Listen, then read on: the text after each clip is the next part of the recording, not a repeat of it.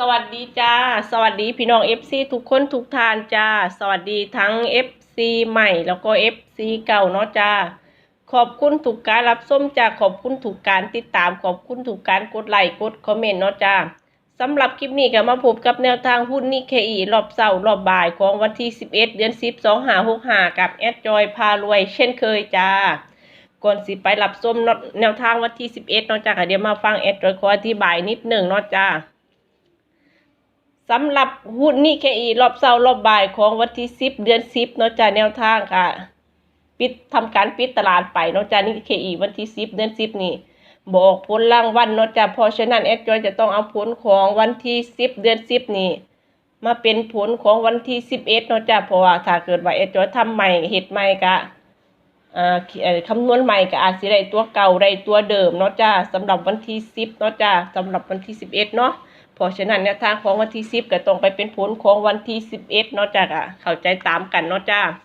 สำหรับแนวทางของวันที่7เดือน10ที่ผ่านมาเนาะจ้าที่ผ่านมาแนวทางก็ได้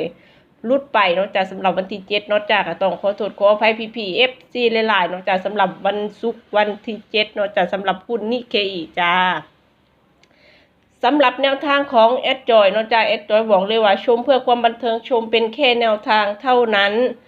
ถ้ามักถ้าชอบจังคอยตามถ้าบ่มักบ่ชอบบ่ถูกใจสามารถปล่อยผ่านได้เนาะจ้าบ่มีการบังคับกันแต่อย่างใดเนาะจ้าก็มีพี่ๆ FC ท่านหนึ่งเนาะจ้าเมื่อวานเนาะคอมเมนต์เข้ามาจ้าบอกว่า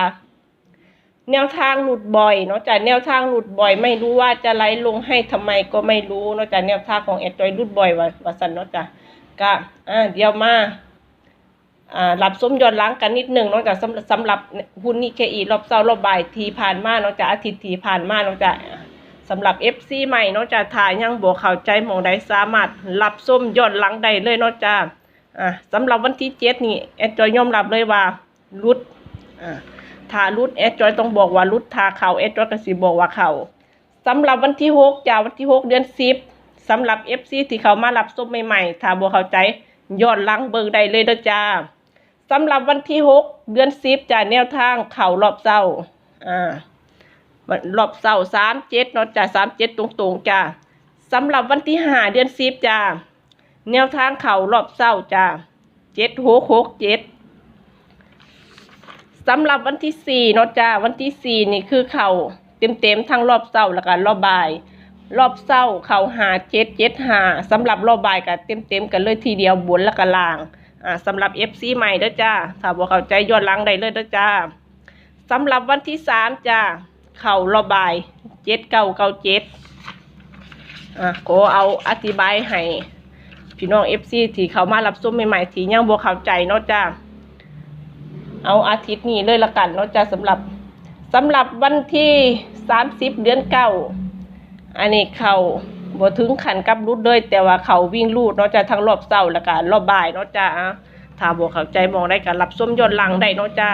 ถ้าแอดจอยทำหมอยแนวทางบ่ถูกใจหรือว่าบ่ถึงใจพี่ๆ FC ท่านใดก็ต้องขอโทษขออภัยพี่ๆ FC หลายๆจ้ะแนวทางทุกๆแนวทางมีเข่าแล้วก็มีรูดเนาะจ้ะถ้ามักถ้าชอบจังคอยตามถ้าบ่มักบ่ชอบก็สามารถปล่อยผ่านได้บ่มีการบังคับกันแต่อย่างใดเนาะจ้าสำหรับวันที่10เอามาเป็นผลของวันที่11เนาะจ้า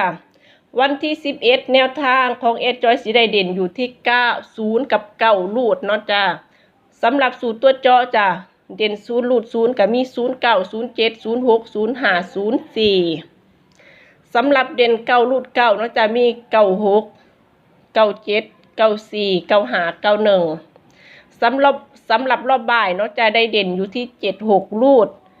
สำหรับตัวจอเด่น7รูด7เนาะจะมี71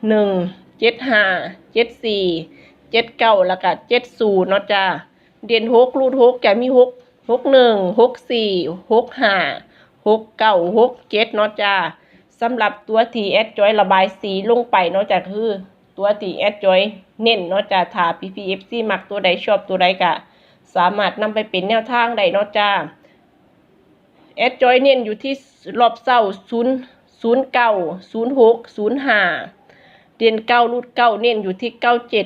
97 94 91 สำหรับรอบบ่ายเนาะจ้ะเน้นอยู่ที่95 75เนาะจ้ะ74 70 61 64และ65สำหรับแนวทางนี้แกอีรอบเช้ารอบบ่ายของวันที่11เดือน10กับประมาณนี้ตามนี้เลยเนาะจ้ารับชมรับฟังเพื่อความบันเทิงชมเป็นแค่แนวทางเท่านั้น